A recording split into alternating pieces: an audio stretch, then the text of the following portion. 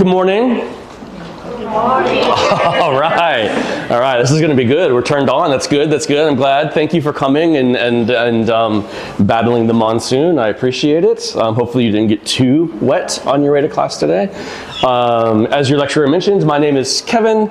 I'm a professor of media studies and head of the School of Communication at QUT in Brisbane, Australia. Can everyone hear me okay? Okay. Your lecturers have kindly invited me to come and give a chat to you today about media and communication. I happily accepted because I love Vietnam. I like being in Hanoi. So I'm very excited to be here today. What I have planned for us is...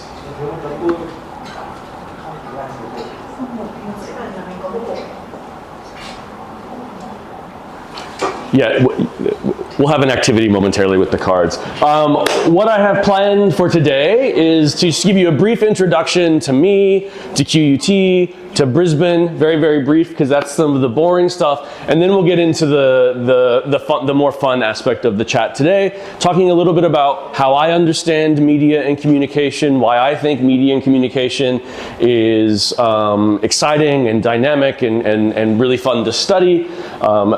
What are the key questions in that space? Whether you're an academic like myself, students like you, or future professionals like you, what are some of the key questions that you need to be aware of in this space? What should you be asking yourself as you navigate your studies and prepare for a career in media and communication?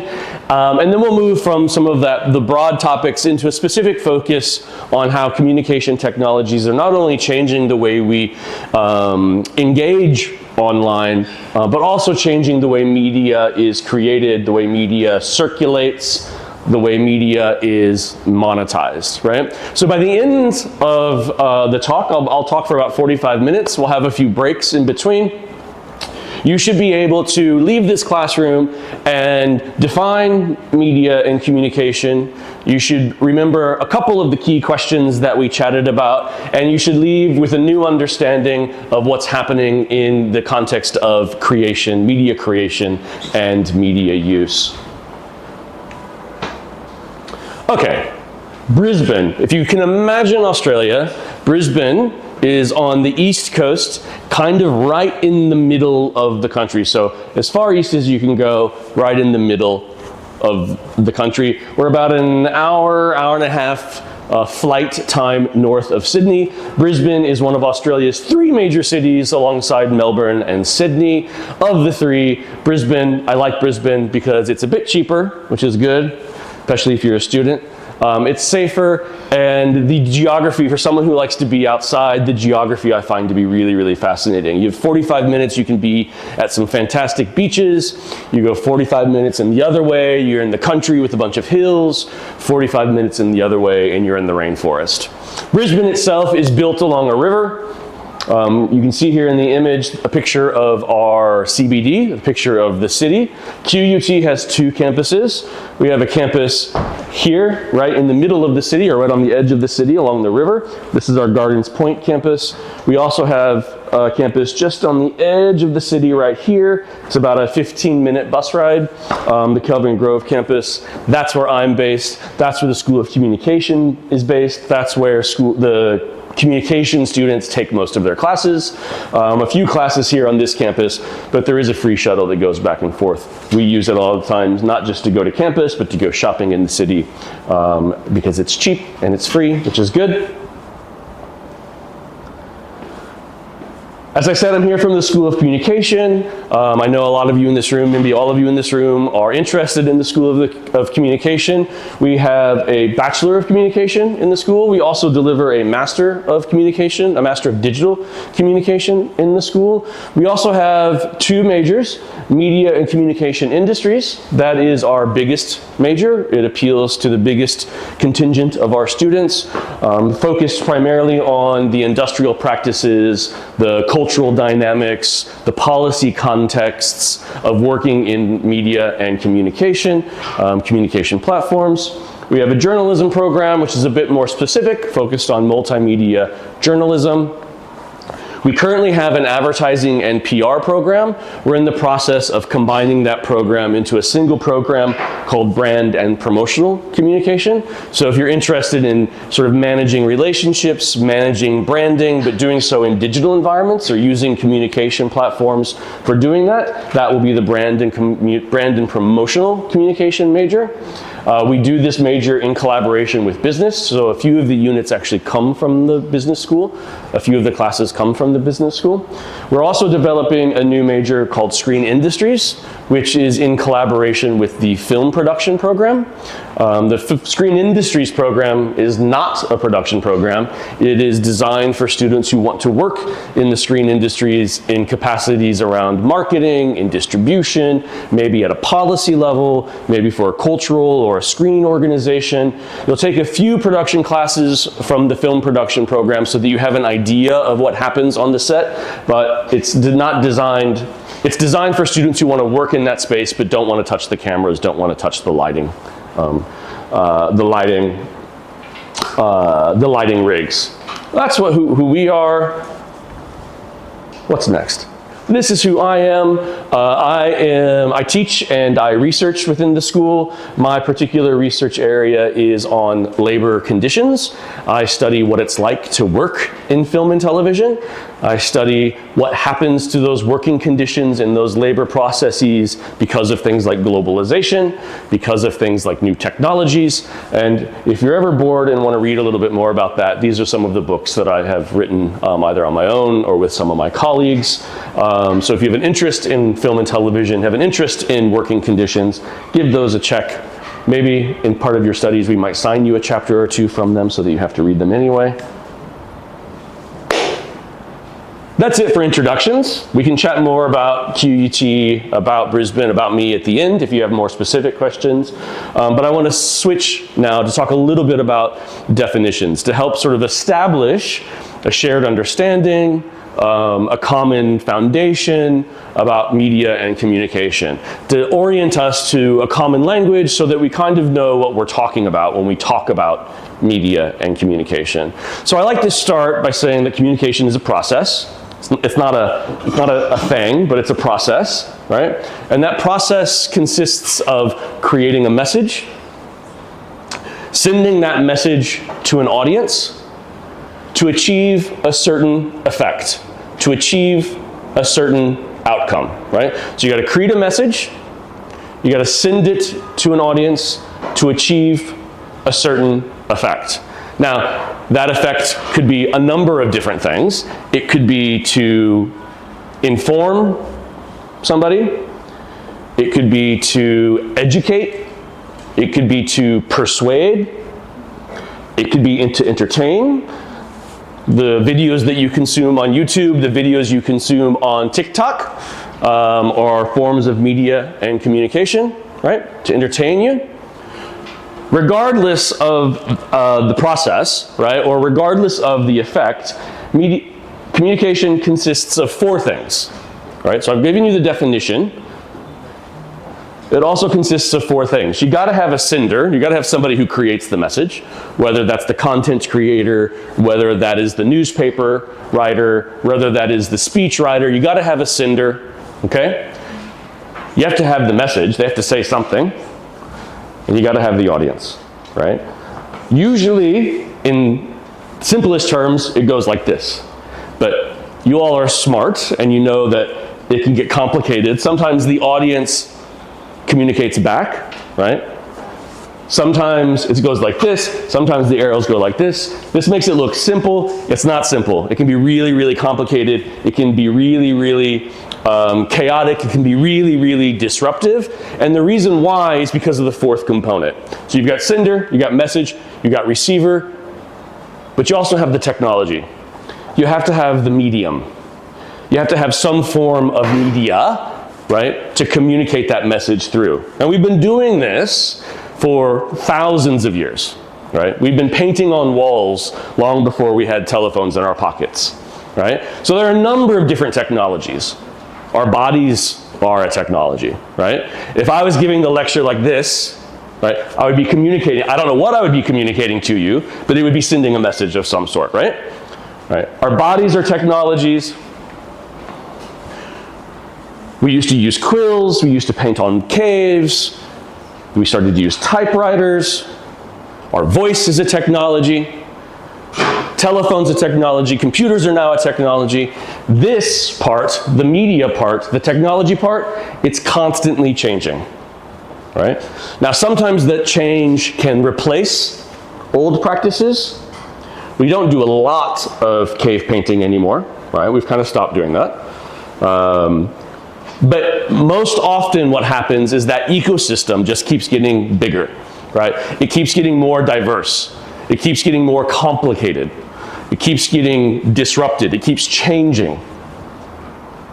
And I start with that because I think it's really, really important as a researcher, as a student, as a future professional, to know that your job in all of those capacities is to help make sense of that chaos, right?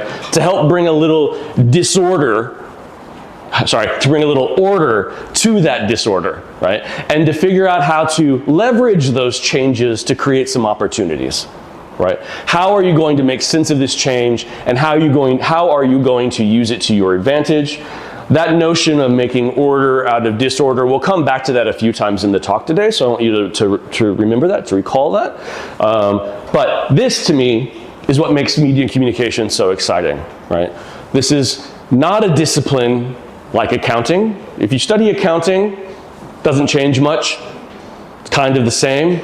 Our curriculum, our research, the industry, very, very different. It's very, very dynamic. It's very, very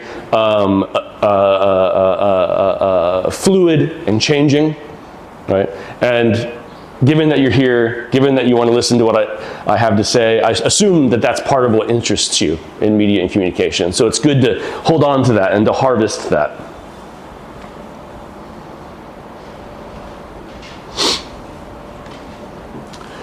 One of the ways in which we bring order to disorder or make sense of disruptions is by asking questions about it.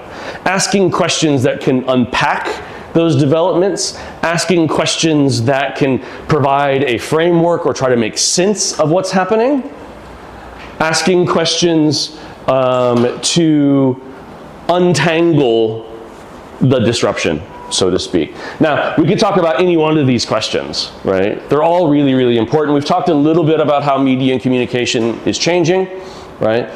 Obviously, your media and communication is ubiquitous. It's hard to escape media and communication, right? But the key question is to ask, well, why do those changes matter, right? How does it affect our behavior, right? How does the changes in technology make us engage with one another differently, make us behave differently, change the way that we make money in this context?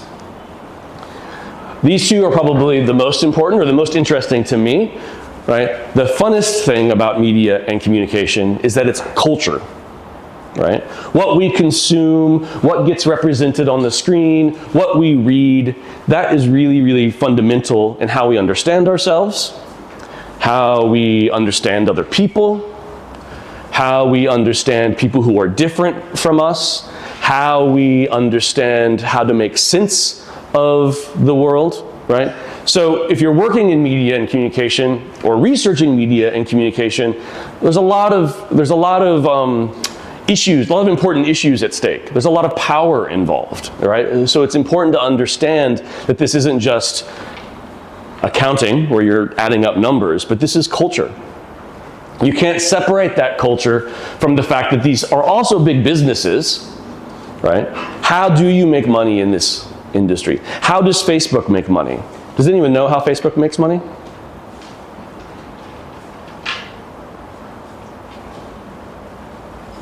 Has anyone ever thought about how Facebook makes money? I think it's the advertising. Sure. Mainly. Yeah, they make money from the advertising, but they're able to do that effectively because they understand your behavior on that platform and can use that data to sell to advertisers so that the advertisers can get their product in front of you. Absolutely, thank you, very, very good. There are different business models. Facebook has one business model. Netflix has a different business model. Newspapers have a different business model. YouTube has a different business model, right? So these companies that are invested in this space make money in different ways. That business model affects the decisions that they make, the strategic decisions that they make, the creative decisions that they make, decisions about who gets represented, who doesn't get represented. You know, how many TV shows has Netflix made in Vietnam? Huh? None? Haven't made any yet, right? Right. So part of what studying media and communication is about is figuring out, well, why? And why does that matter? What are the consequences of that decision? We've talked a little bit about how technologies shape our interactions. We're now able to participate in communities that we wouldn't be able to have participated in before, right? These communities that are online, communities that you might be able to access and participate in that don't exist in this classroom, maybe don't exist in your suburb, maybe don't exist in Hanoi, maybe don't exist in Vietnam, right? But because of these platforms, you're able to engage in those communities. You're able to participate in those communities. What are the rules of those communities? How do those rules get formed? Who doesn't get to participate? Are the communities safe? How do you keep safe in those communities? There's a big debate in Australia right now about how to keep young people, people under the age of 16, safe online, right? So they're experimenting, with a lot of facial recognition technology so that the platforms can determine how old you are. It's not working. They're telling 17-year-olds that they're 35 or an 18-year-old that they look like a 12-year-old, right? It's not great technology, but that's what's happening in Australia right now.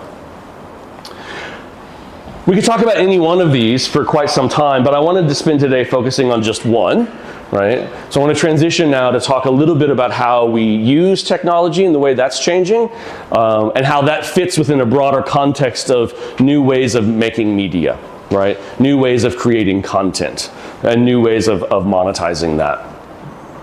And part of the reason why I like this question is that it incorporates a lot of the other stuff. We get to talk a little bit about the impact of changes in media and communication. We can talk a little bit about new business models and the new cultural forms that are being created. Allows us to talk about access and participation, how we use and engage online.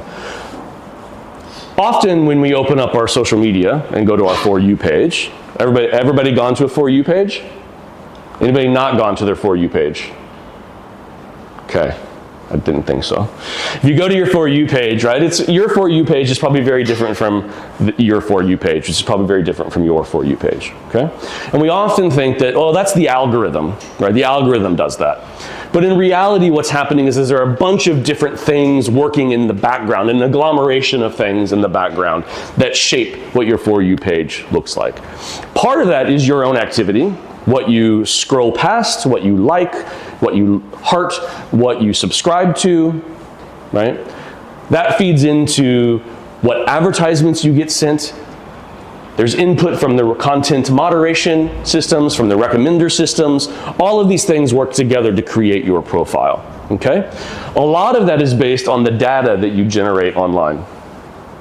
What data you make available to the companies based on what you like, what advertisements you see, what advertisements you watch or don't watch. You leave a bit of a trail, right? Now, if I was to call up Facebook and ask them,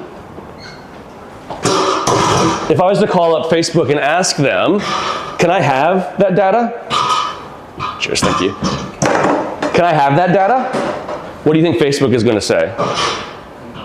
Yeah, they're going to tell me to get lost. Yeah, they're going to say, no, thank you, dude. You know, try again later. But what can happen is that you can get your data from Facebook, right? You can download your data to see what they know about you. And so what some of my colleagues and I have done, or some of my colleagues have done, is engaged in a research project where they're asking people to do that and then to donate that data. And then as researchers, they're trying to make sense of it.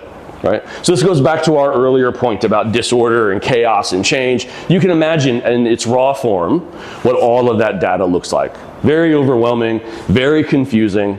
But what they've done, what they've spent time doing, is trying to find commonalities, trying to find themes, and trying to group all of our different behaviors into a certain framework.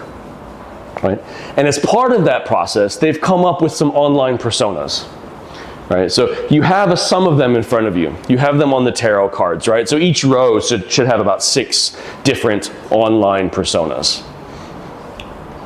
What I want to do for the next 5 minutes is for you to have a look at those personas amongst your group, chat a little bit amongst your group about which persona you think best captures or characterizes your online activities. To think about whether or not you have different personas for different platforms. Is your persona on TikTok different than your behavior on YouTube? Or is your behavior so distinct and so unique that none of these resonate? We need a new persona to capture what you do.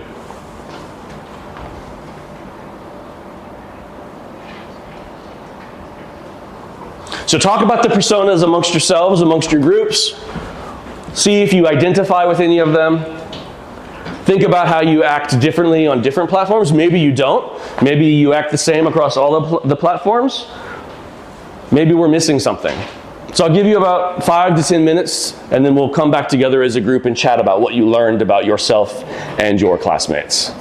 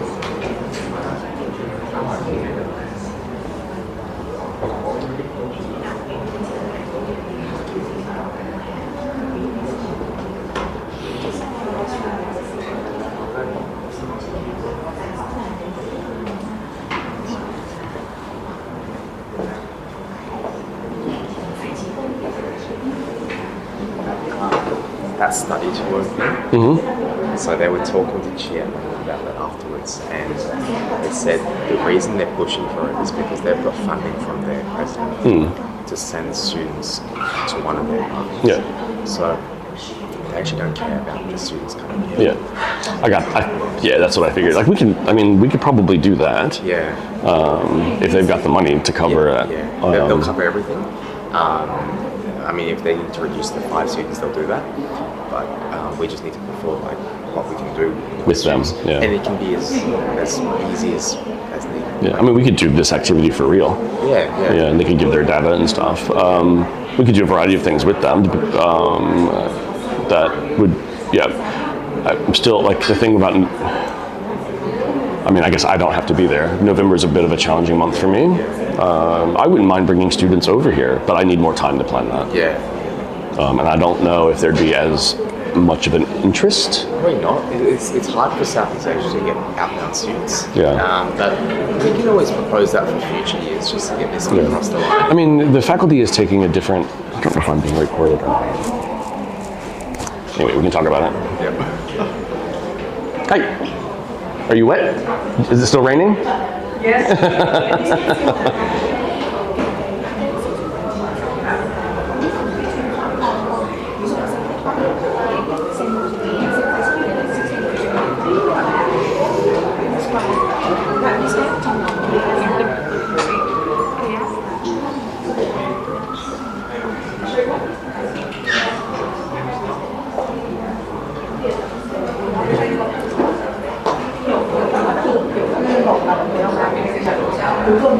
mình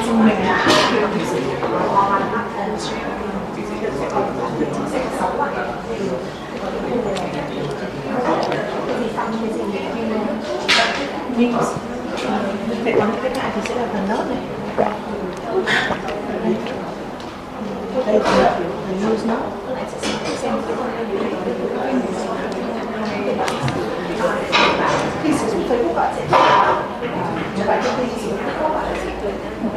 Got it figured out? Yeah, okay. Good, good, good. Got it figured out? Got some, you found something?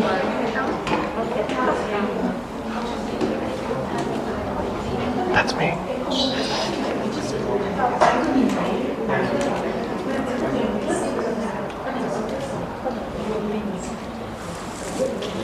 Is that you? Is that you? Yes, I think. Okay, good.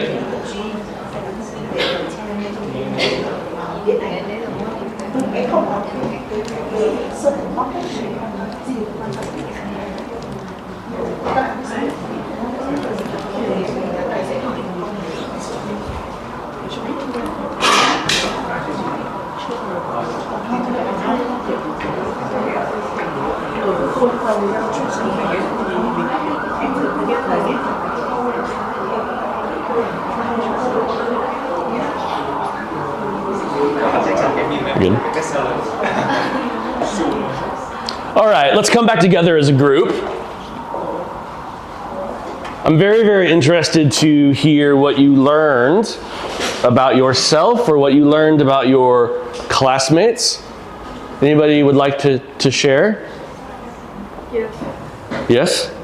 What would you like to share? What online persona resonates with your activity?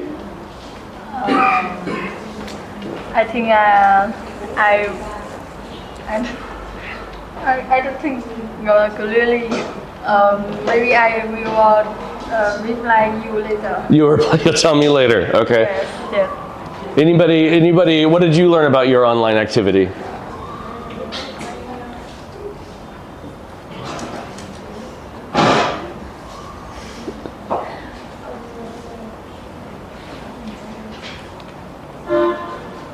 Did you find a persona that matched your activities?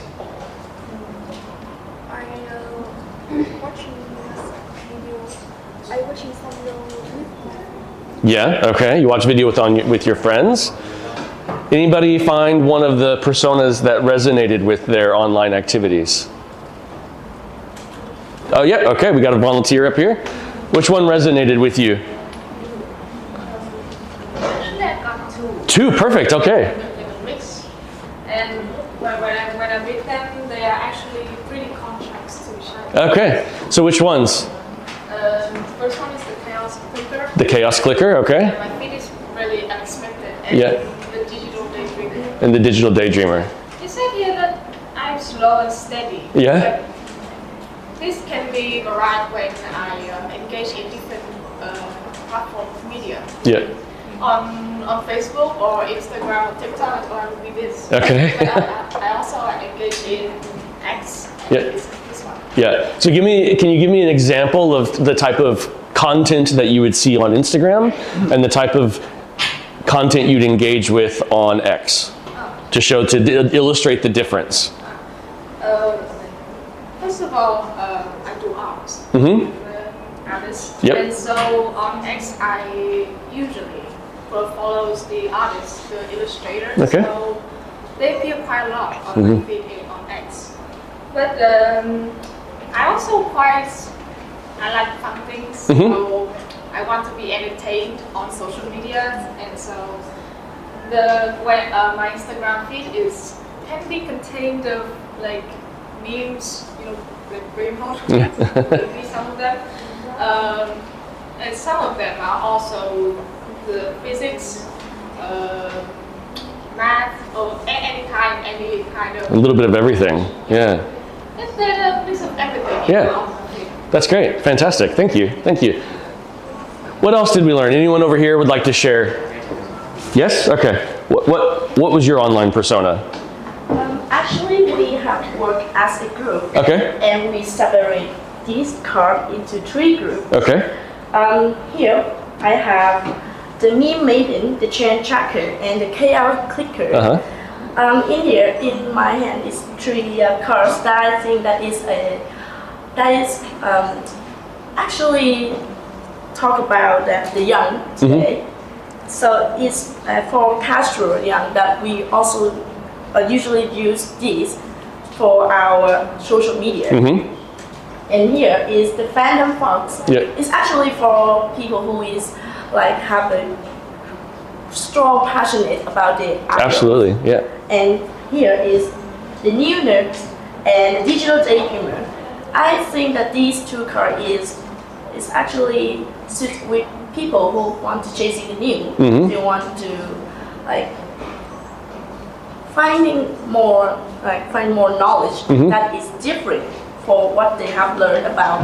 So they want to have more experience in their life. So we have these 3 groups, and our group have like same idea that we both, not only just us, but all the young, both have these 3 cards. Okay.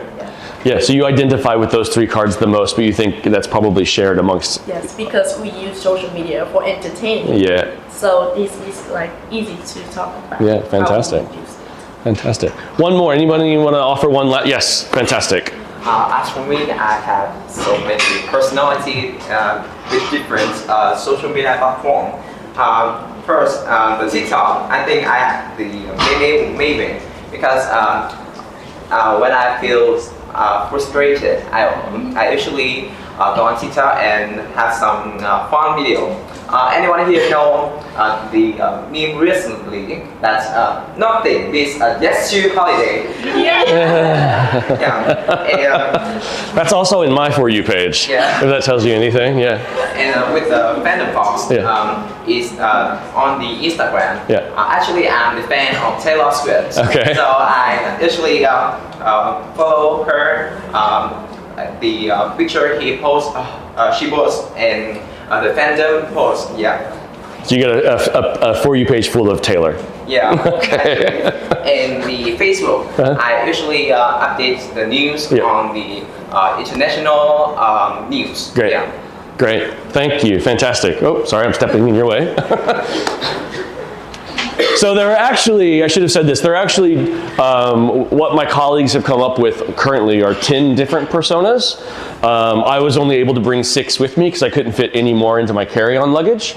But maybe if you end up at QUT, if you end up at the School of Communication, you can learn what the other 4 are. And by that time, there'll probably be 15 or 20 different personas. But what's interesting is a couple of things. One, it demonstrates how, as students, as researchers, as professionals, our job is to make sense of all of this stuff, right? And these personas are one way in which we've tried to make sense of all of the data that exists online, or what our behaviors online say about us, what kind of ways in which we engage in communication platforms. But the other question, or the other issue that raises, is how might companies use this information, right? Because we're not the only ones that have access to this. The companies also have access to this. And so if you are a fandom fox and you're a fan of Taylor Swift, all of that agglomeration that I spoke about earlier is working to produce that experience for you. You know, you have some agency because you like Taylor, you're clicking on the stuff, so they know. But it's one example, again, of how we make sense of this shift. In the time that remains, I want to shift again. We've talked a little bit about how you use media, and what I want to submit to you is that places you in a much broader transformation, right? You're participating in a much broader transformation in how media or communication is made, how it is circulated, how it is monetized, and how we consume it, right? And so I want to leave you with what we're calling a new mode of cultural production, right? An entrepreneurial mode of cultural production. This mode is often what we would refer to as influencer economy, often what we would refer to as content creation, where we're choosing entrepreneurial media to indicate that it's bigger than just that, right? It's not replacing legacy media. It's not replacing film and television, but it's an extension, right? It's diversified that ecosystem. It's diversified that ecosystem, right? It is media that's created by individuals or media that's created by small teams outside of big corporate structures, right? Outside of big corporate structures. And if there's a new way of making media, and I think this might be the most relevant or the most interesting part to this group, if there's a new way of making media, it's also created a new form of work, right? And what we see happening is that we're moving from an era of complex professional work to an era of simple professional work that's producing entrepreneurial media, okay? So this is not a value judgment. Complex professional work is not better than simple professional. Simple professional is not less than complex professional, but it's there to indicate that the structures are different, right? So complex professional work is cultural production, is media making that is done in the context of big corporate structures, right? Those companies are very hierarchical. The higher up in the hierarchy, the more power you have, right? The labor, right? The labor that's done in those organizations is very specialized and very detailed. If you are a writer for a company, that's all you do is you write, you don't do anything else. If you're an editor, all you do is edit, you don't do anything else. The best example of this kind of work is Hollywood, right? Mainstream movies, mainstream television. It's very dominated by companies, 5 big companies. The work is very, very specialized. You're doing one job and one job over and over and over again. Simple professional, as I said, is slightly different. It's much smaller teams or by yourself, and it exists outside of those companies, or it exists outside corporate structures, and there's low specialization, right? Content creators are doing the filming, they're doing the lighting, they're doing the editing, they're doing the script writing, they're doing it all themselves, right? So it's multiple roles that's happening in simple professional work. The business models are often different, or also different between complex professional and simple professional. And what I mean by that is, how do you make money? How do you make a living? If you are a complex professional, you're gonna earn a salary, right?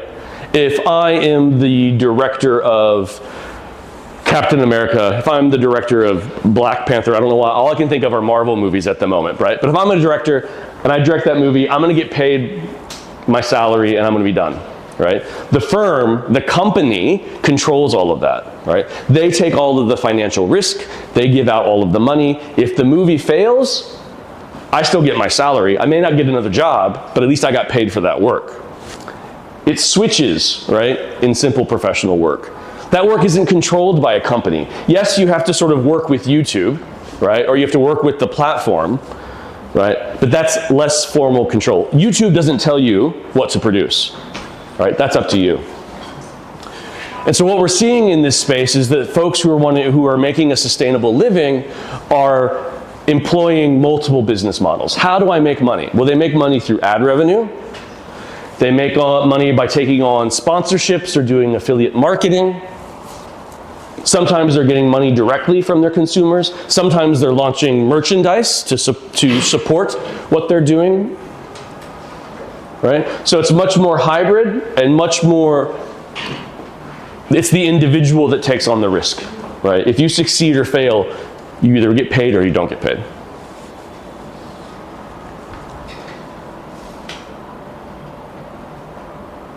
The type of content, right, and we've kind of, brings us full circle to the type of stuff that you guys were talking about. Oh, I consume this, I watch this. The type of content also changes, right? Complex for professional work produces content with a different value proposition, right? Audiences are attracted to that work for different reasons than they're attracted to simple professional, to work created by simple professionals, okay?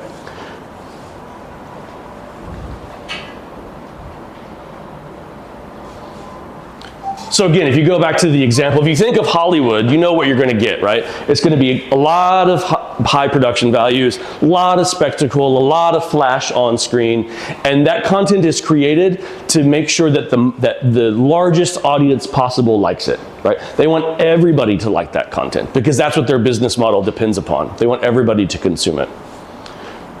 Simple professionals create different kind of content, and that came through in all of the examples. Not one person, right, said, there was a lot of diversity in what we're consuming online. And to go to your point about like fandom, the fandom fox, you're consuming things that are highly specific, that resonate deeply with you. Simple professional work isn't interested in creating work that appeals to everybody. They want to create work that appeals to a very distinct taste culture, but they want to make sure that that resonates strongly, that it feels authentic to you, right? That the engagement is deep rather than wide, okay? So I'll wrap up here with one more activity. Again, as another example of how we bring sort of order to all of the stuff that's happening, how we make sense of everything that we're consuming and following, and how and what this means for the way that we work in the creative industries, what this means for the content that's produced in the creative industries. We've divided simple professional work into 3 categories. Okay, so I'll talk through the categories, and I want you to think about the people that you follow, right? The actual content creators that you follow, to see which category speaks to you, or speaks to those content creators, right? So first kind of simple professional work we have is our leveragers. Now these are the individuals that are doing content creation, right? But they're doing it as a stepping stone to move into complex professional work, right? They don't want to stay in the simple professional world. They want to move to the complex professional work, right? So the best example that I can give is content creators who do things like skits, who do comedy, and then all of a sudden they end up with their own TV show, right? Netflix says, let's make a TV show out of this. Amazon Prime says, let's make a TV show out of this, right? So they're engaging in simple professional work to move into complex space. This is probably the smallest category, right? It's also the most difficult. The biggest category are the builders. These are the folks that are creating content, that are content creators because they want to be content creators, right?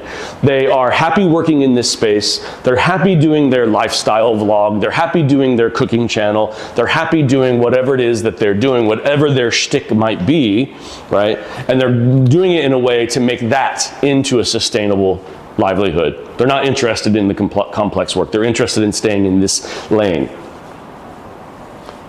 And then the last one are the cultivators, right? These are the content creators that have another business, right? They're not trying to create content to make money, right? They're not a builder, right? They're not a builder, but they're a cultivator. They're engaging in content creation to support another business. So think of anybody, I follow a lot of chefs online, right? They're engaging in simple professional work because they want me to buy their cookbooks, right? They're not interested in just doing it to make money off of doing it. They're doing it to make money off of something else, okay? So I'm just curious, I want you to take a few minutes and think about the people that you follow, right? To think about the content creators that really speak to you, and to see to consider what category they fall in. Do you follow any leveragers, or do you know any leveragers, right? Are the content creators that you follow, are they builders? Are they creating content just to create content and to make money off of that content? Or are they selling something else? All right, so I'll give you a few minutes. You can talk amongst your groups again and chat about who you follow and how they're making money off of it and why it interests you.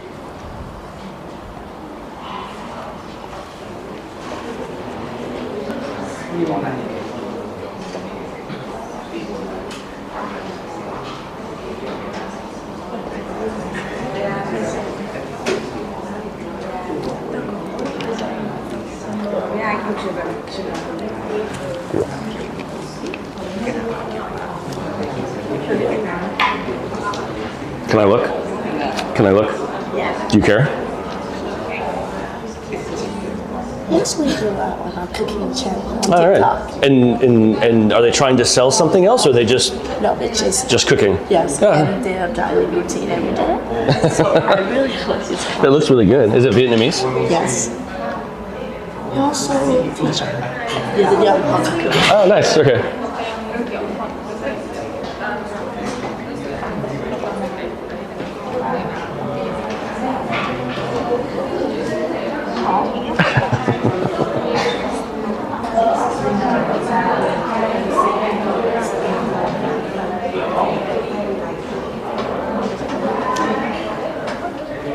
Students are very active today. Yes, they're very active today.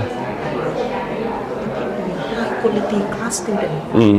So much touching English here as well. Yeah. Do we know which one's the high school? The high schoolers? Which one are the high school students? We don't have high school students. I thought she told me we did. We did.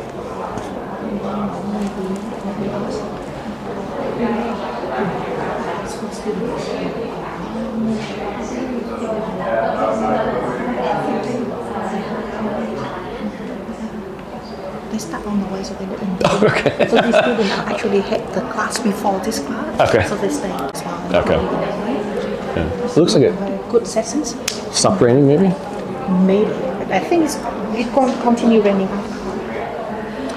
Are we eating, or is lunch on campus? I'm not sure they bring it somewhere. But Okay. we get the car ready because it's raining. So I booked the car for 2 hours for the next one, just to be.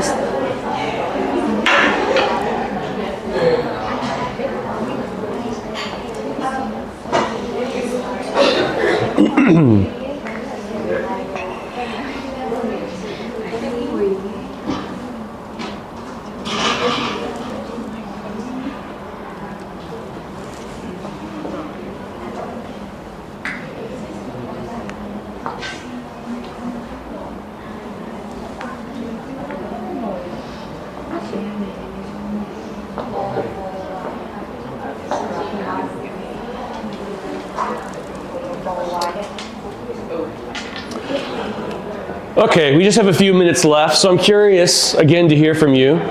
Tell me who I should be following, why I should be following them. Are the content creators that you're following, are they more leveragers? Are they more builders? Are they more cultivators?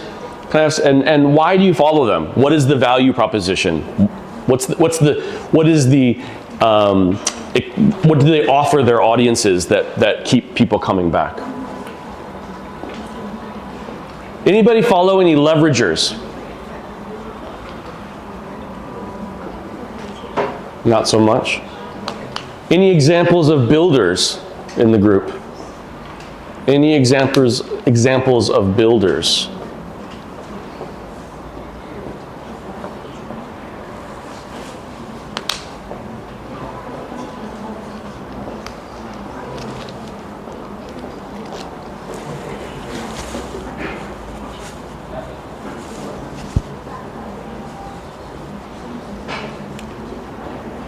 Any examples of cultivators?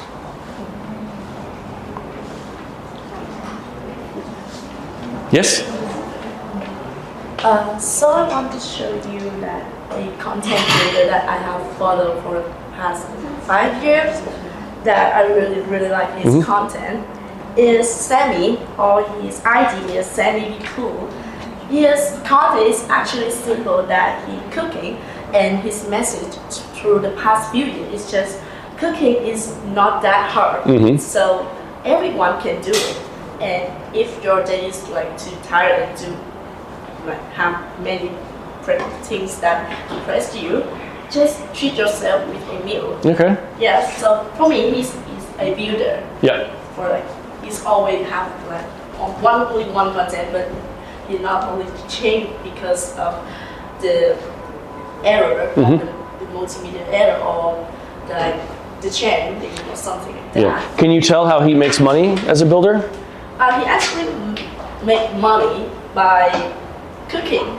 He's used the ingredient that brand is cooking him. That is Yeah, right. So his business model is by integrating marketing, doing integrated marketing or brand deals, and then he's incorporating that into his cooking videos. Yes. Fantastic. He's not using it as a. He's not selling cookbooks or classes or anything. Yeah, no. simple, like just cooking, Yeah. and use the message to the youngster. Yeah, fantastic. One more example. Who's got another example? Yes. I want to talk about a follow content creator that's followed a long time ago that into my family here. I really love them. I think they builders. They make content from. I think they have a professional equip to make video on TikTok. The content they make is really fantastic, really creative. I think they also. What is the content? What do they do? They cooperate with big brands to advertise. Okay. Product. Okay. And they also have agency to make money. Okay. Yes, that often if you're a really successful builder, you will eventually get an agent or a manager to help you with those deals. Look, that is all I have left for you today. I hope you learned a little bit about what media and communication is, what some of the key questions are, and then to start thinking about the way in which our engagement with social media and the way in which that media is created is changing. At least some food for thought as you continue with your studies and potentially come visit us in Brisbane. So thank you very much. I'm happy to take any questions that you might have. Otherwise, that's me done for the day.